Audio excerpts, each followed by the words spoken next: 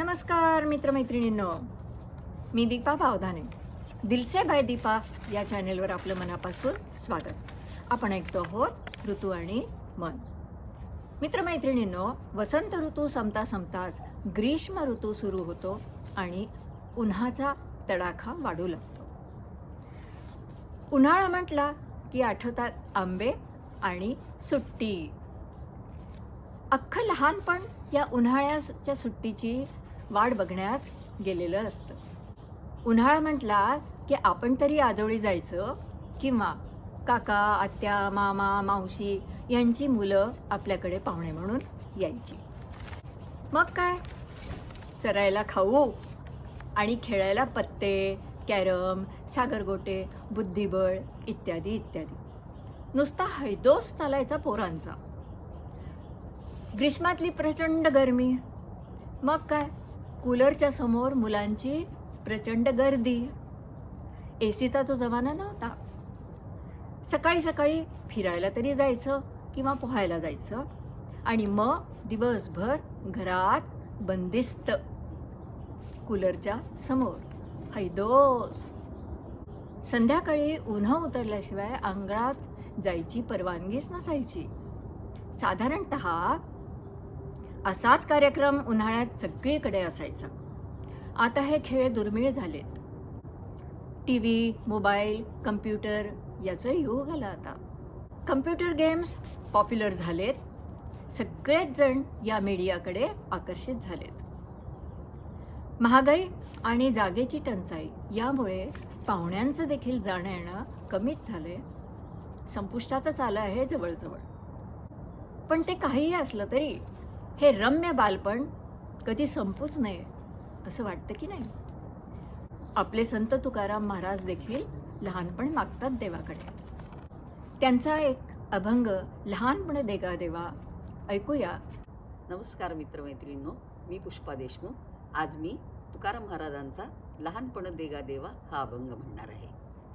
लहानपण देगा देवा, लहानपण देगा देवा, मुंगी साखरेचा रवा.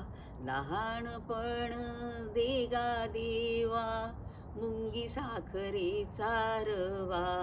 ऐरावत रत्न थोर, त्यासी अंकुशाचा मार. दया अंगी मोठेपण, तया यातना कठीण. लहानपण देगा देवा, मुंगी साखरेचा रवा. तुका म्हणे बरवे जाण, व्हावे लहानाहून लहान. तुका म्हणे बरवे जाण, व्हावे लहानाहून लहान. लहानपण देगा देवा, मुंगी साखरेचा रवा. धन्यवाद. रसिक श्रोते हो, बघितलंत ना, संतांना देखील हे लहानपण भुरळ घालतं. मग आपण तर काय हो, सामान्यहून सामान्य माणसं. चला तर ऐकूया या एका घरात ग्रीष्मातल्या दुपारी काय धिंगाणा चालू आहे पोरांचा तो. उन्हाळी सुट्टी. मन्या खूप रागावला होता, चिटर चिटर ओरडत होता. मन्या खूप रागावला होता, चिटर चिटर ओरडत होता. पिंट्या अजूनच चेकाळला होता, मन्याला अजून अजून चिडवत होता. पिंट्या तू चीटिंग करतोस, पानं असून नाटे ठोम म्हणतोस. पिंट्या तू चीटिंग करतोस, पानं असून नाटे ठोम म्हणतोस. मन्या तू माझी पानं बघतोस आणि वरून मलाच चिडवतोस. अरे अरे, काय भांडताय रे, बास झालं, आता भांडण पुरे. पोरांनो, बघताय काय रे, आवरा आता, खेळ झाला पुरे. आजोबांचा रागीट आवाज आला तसा मुलांचा गलका कमी झाला. आजोबांचा रागीट आवाज आला तसा मुलांचा गलका कमी झाला. आजोबा तुम्ही पण या ना पत्ते खेळायला. नको, पत्ते आता बोर झाले, आदू म्हणाला. नाहीतरी पिंट्या हरतच होता, तो पण काहीतरी युक्ती शोधतच होता. नाहीतरी पिंट्या हरतच होता, तो पण काहीतरी युक्ती शोधतच होता. विक्कीला कॅरम खेळायचा होता. आजोबांचा पण कॅरमला होकार होता. पार्टनर्स ठरले. आजोबा जज झाले. पार्टनर्स ठरले. आजोबा जड्ज झाले. मन्या आणि आदू, पिंट्या आणि विकी पार्टनर झाले. पहिले कोण यावरून वाद झाले. शेवटी जड्ज साहेब मध्ये पडले. मन्या, अरे पिंट्या आपला पाहुणा आहे ना, पण आजोबा हे घर माझं आहे ना. आदू विकी म्हणाले, अरे पण आम्ही मित्र आहोत ना. झालं. अरे कॅरम खेळायचं आहे ना. एकदमच सगळे ओरडले, आजी पुन्हा आणतेस ना. वानरसेना कॅरम सोडून उठली.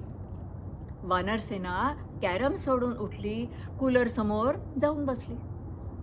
विकीने कूलर समोरची जागा पकडली.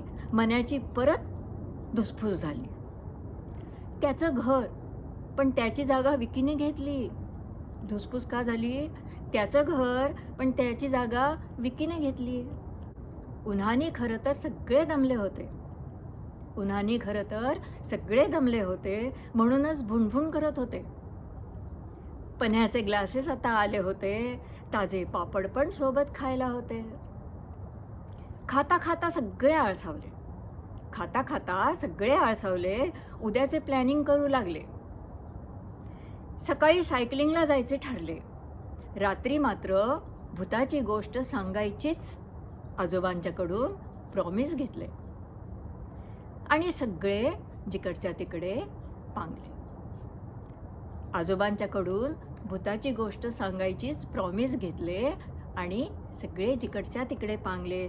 भूताच्या गोष्टीचे प्रॉमिस घेतले आणि सगळे जिकडच्या तिकडे पांगले. सगळे जिकडच्या तिकडे पांगले. धन्यवाद रसिक श्रोते हो. आशा आहे ही आजची उन्हाळी सुट्टीची गोष्ट तुम्हाला नक्कीच आवडली असेल. तर लाईक करा, शेअर करा, सबस्क्राईब करायला विसरू नका. धन्यवाद.